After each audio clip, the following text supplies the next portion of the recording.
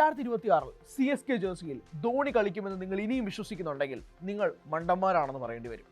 ധോണിയുടെ വരവ് ഒരു സ്കാം മാത്രമാണ്. എന്താണ് ബ്രോ ഇങ്ങനെ പറയുന്നത്? മണ്ടത്തരം വിളിച്ച് പറയാതെ ഇതൊന്നും ഒഫീഷ്യലി കൺഫർമേഷൻ വന്നിട്ടില്ലല്ലോ എന്നൊക്കെയാണ് നിങ്ങൾ പറയുന്നതെങ്കിൽ വെയിറ്റ്, ചില ഗസ്റ്റുകൾ, ചില ഹിൻഡുകൾ അതുമായി ബന്ധപ്പെട്ട് നമുക്ക് സംസാരിക്കാം. മഹേന്ദ്ര സിംഗ് ധോണി ആരാണ്? 2008 മുതൽ CSKയുടെ തലവനായി നിന്ന് 2 വർഷം CSKയിൽ നിന്ന് മാറി നിൽക്കേണ്ടി വന്ന സാഹചര്യം CSK കളിക്കാൻ കഴിയാത്തത് കൊണ്ട് മാത്രമാണ്. അങ്ങനെ ഇത്രയും വർഷമായിട്ട് CSK മുന്നോട്ട് കൊണ്ടുപോയ വ്യക്തി അവിടെ നിന്ന് ഋതുരാജ് ഗെയ്ക്വാദിനെ ക്യാപ്റ്റൻസി ബാറ്റൺ കൊടുത്തപ്പോൾ തന്നെ ധോണി ഒരു കാര്യം വ്യക്തമാക്കിയിരുന്നതാണ്. ധോണി ടീമിലുണ്ടായിരിക്കും, കാരണം CSKയുടെ ബഹുഭൂരിപക്ഷം ആരാധകരും CSK സ്നേഹിക്കുന്നത് അത് മഹേന്ദ്ര സിംഗ് ധോണി എന്ന എക്സ് ഫാക്ടർ ഉള്ളതുകൊണ്ട് മാത്രമാണ്.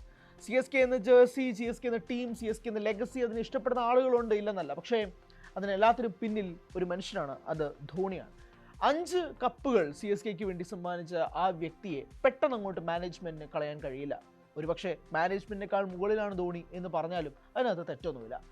ധോണിയെ ഇല്ല എന്ന് വരുത്തി തീർക്കുകയും വേണം, എന്നാൽ ഉണ്ടെന്ന് കാണിക്കുകയും വേണം. അതാണ് CSK നേരിടാൻ പോകുന്ന ഏറ്റവും പ്രധാനപ്പെട്ട പ്രശ്നം. നമുക്ക് എന്തുകൊണ്ട് ഇങ്ങനെ സംസാരിക്കുന്നു എന്നതിനെ സംബന്ധിച്ച് ആദ്യത്തെ ചോദ്യങ്ങൾ എടുക്കാം. ധോണിക്ക് പ്രായം 44ആണ്. 44-ാം വയസ്സിലും ഒരു മനുഷ്യൻ ഇത്രയും അജൈലിറ്റിയോടെ കളിക്കണം, അല്ലെങ്കിൽ ത്രൂ ഔട്ട് ഫീൽഡിൽ ഉണ്ടാവണമെന്ന് നമ്മൾ വിശ്വസിക്കുന്നുണ്ടെങ്കിൽ അത് തെറ്റാണ് എന്നതാണ്. കളിക്കാം, സാഹചര്യങ്ങളുണ്ടാകാം. ധോണിയുടെ ഫിറ്റ്നസ് ഒക്കെ നമ്മൾ ചർച്ച ചെയ്തിട്ടുള്ളതാണ്. ധോണിയാണ് ഉറപ്പായിട്ടും ഉണ്ടാവുകയും ചെയ്യാം. പക്ഷേ ധോണിയിൽ നമ്മൾ ഒരുപാട് പിഴിയല്ലേ എന്ന് ചോദിച്ചു കഴിഞ്ഞാൽ അതിനൊറ്റ ഉത്തരവുള്ളൂ, അതെ, ധോണിയെ നമ്മൾ മാക്സിമം പിഴിഞ്ഞുകൊണ്ടിരിക്കുകയാണെന്ന് പറയേണ്ടി വരും. പക്ഷേ CSK അടുത്തിടെ ഉണ്ടാക്കിയിരിക്കുന്ന ചില ഡിസിഷൻസ്, CSKയുടെ മാനേജ്മെൻറ്റിൻ്റെ പോയിന്റ് ഓഫ് വ്യൂവിനെ കുറിച്ചും നമുക്ക് സംസാരിക്കാം. ഒന്നാമത്തെ കാര്യം, എന്തുകൊണ്ടാണ് സഞ്ജു സാംസണെ ടീമിലേക്ക് കൊണ്ടുവന്നതാണ് നിങ്ങൾ വിശ്വസിക്കുന്നത്? സഞ്ജു സാംസൺ എന്ന പ്ലെയറിൻ്റെ ഗംഭീരമായ കളി മികവ് കൊണ്ട് മാത്രമാണ് ടീമിലേക്ക് വന്നതെന്നാണോ? അല്ല.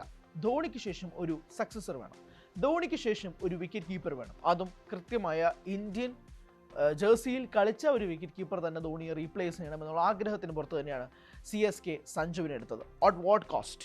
രവീന്ദ്ര ജഡേജയും സാം കറണയും കളഞ്ഞിട്ട് സഞ്ജു സാംസൺ നിങ്ങൾ എടുത്തിട്ട് വന്നിട്ടെങ്കിൽ നിങ്ങൾക്ക് തോന്നുന്നുണ്ടോ സഞ്ജു സാംസൺ എന്ന പ്ലെയറിൻ്റെ കളി മികവ് കൊണ്ട് മാത്രമാണെന്ന്? അല്ല, അവർക്ക് കൃത്യമായ പ്ലാനുണ്ട്.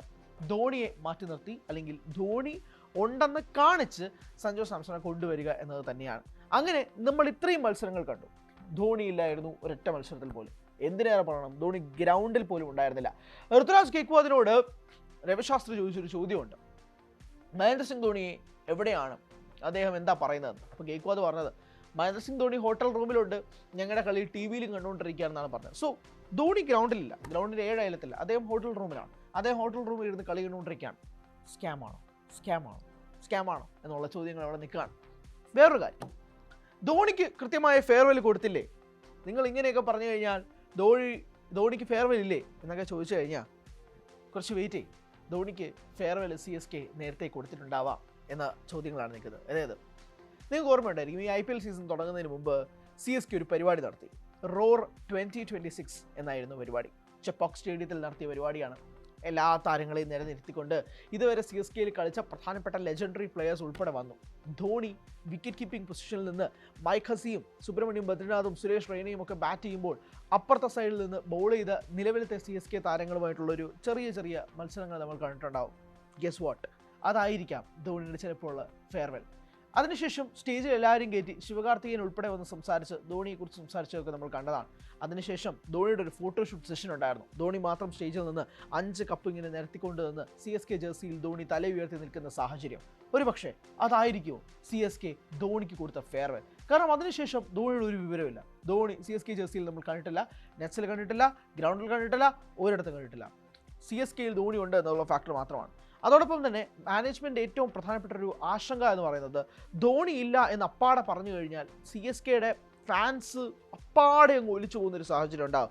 ഒരുപക്ഷെ CSK ഫാൻസിന് അതെങ്ങനെ ഏറ്റെടുക്കണമെന്ന് പോലും അറിയാതിരുന്ന സാഹചര്യത്തിലാണ് ഒരു കൃത്യമായ ഗെയിം സ്ട്രാറ്റജി, ഒരു ഗെയിം പ്ലാൻ CSK കൊണ്ടുവരുന്നത്. ധോണിയുണ്ട്, പക്ഷേ കാഫ് ഇഞ്ചറി എന്നാണ് മാനേജ്മെൻറ്റ് പുറത്തു പറയുന്നത്. എന്ത് കാഫ് ഇഞ്ചറി? എവിടെ റിപ്പോർട്ട്? അടുത്ത മെഡിക്കൽ റിപ്പോർട്ട് എവിടെ? ധോണി ഭേദമായോ? എന്തെങ്കിലും വിവരമുണ്ടോ?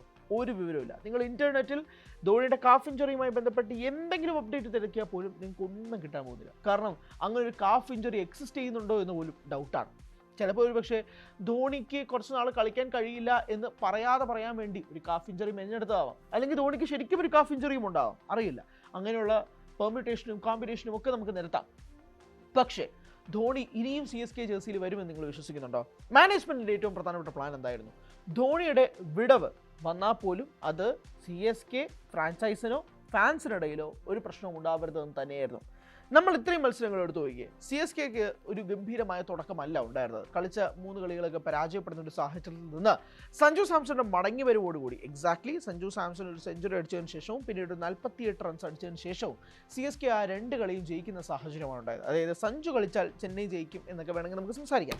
എന്തായാലും ആ 2 മത്സരത്തിന് ശേഷവും ആരാധകരുടെ എണ്ണത്തിൽ കുറവ് സംഭവിച്ചിട്ടില്ല. ആളുകൾ CSKയുടെ കളി കാണാൻ എത്തുന്നുണ്ട്. അതേ ആവേശത്തോടു കൂടി തന്നെ വിസിലടിക്കുന്നുണ്ട്.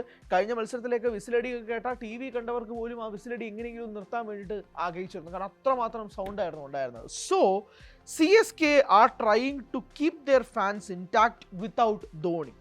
കീപ്പിംഗ് അസൈഡ്, ധോണി ഉണ്ട് എന്നാണ് ഇപ്പോഴും പറഞ്ഞു വരുത്തിയിരിക്കുന്നത്. നാളെ ഒരുപക്ഷെ CSK ഔദ്യോഗികമായി പ്രഖ്യാപിക്കാം ധോണി ഇനി ഇല്ല എന്നുള്ളത്. അപ്പോൾ ഈ സീസണിൽ അവർ കൃത്യമായി ധോണി ഇല്ലാണ്ട് ഇത്രയും ഫാൻസിനെ കൊണ്ടുപോയി.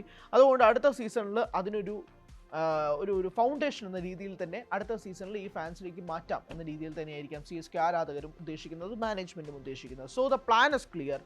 ധോണി കളിക്കാനൊന്നും പോകുന്നില്ല. ഇനി അഥവാ തന്നെ കളിക്കേണ്ട ആവശ്യവും വരുന്നില്ലല്ലോ. CSKക്ക് ഇപ്പോൾ കൃത്യമായൊരു പ്ലേയിങ് 11 ഉണ്ട്. ഡെവോൾ ബ്രേവ്സും കൂടെ വന്നതിന് ശേഷം CSK ഇപ്പോൾ പക്ക സ്ട്രോങ് സൈഡാണ്.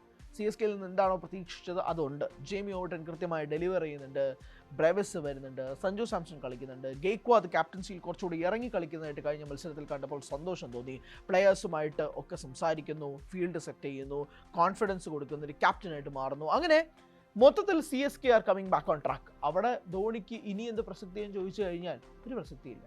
അതുകൊണ്ട് ഫാൻസ് തന്നെ പതുക്കെ ധോണി ഇല്ലെങ്കിലും കുഴപ്പമില്ല എന്ന് അവരെ കൊണ്ട് തന്നെ പറയിപ്പിച്ച് മാനേജ്മെൻറ്റ് ധോണിയെ മാറ്റി നിർത്തുക എന്നുള്ള രാജതന്ത്രം കളിക്കാനാണ് മാനേജ്മെൻറ്റ് ശ്രമിക്കുന്നത്. സോ അവിടെയാണ് CSK കൃത്യമായിട്ട് വിജയിച്ചത് എന്ന് വേണമെങ്കിൽ തന്നെ ഞാൻ പറയാം. സോ ധോണിക്ക് ഫെയർവെൽ കൊടുത്തില്ല എന്ന് പറഞ്ഞു കഴിഞ്ഞാൽ നിങ്ങൾ നേരെ യൂട്യൂബിൽ പോയിട്ട് ചെന്നൈ സൂപ്പർ കിങ്സിൻ്റെ പേജിൽ കയറി റോർ 2026 അടിച്ചു കഴിഞ്ഞാൽ ഒരു ഫെയർവെല്ലിന് ഒരു പ്ലെയറിന് കിട്ടാവുന്ന, ഒരു ക്യാപ്റ്റന് കിട്ടാവുന്ന ഏറ്റവും വലിയ ബഹുമതികൾ കൊടുത്തിട്ടാണ് ആ പരിപാടി അവർ അവസാനിപ്പിച്ചത്. സോ അതായിരിക്കാം ഫെയർവെൽ.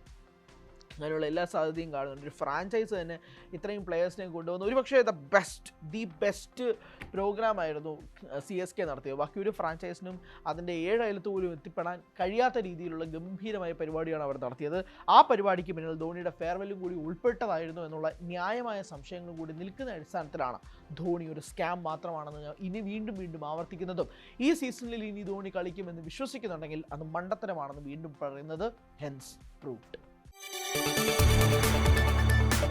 കൂടുതൽ വാർത്തകൾക്ക് News 18 Keralam YouTube channel subscribe ചെയ്യുക.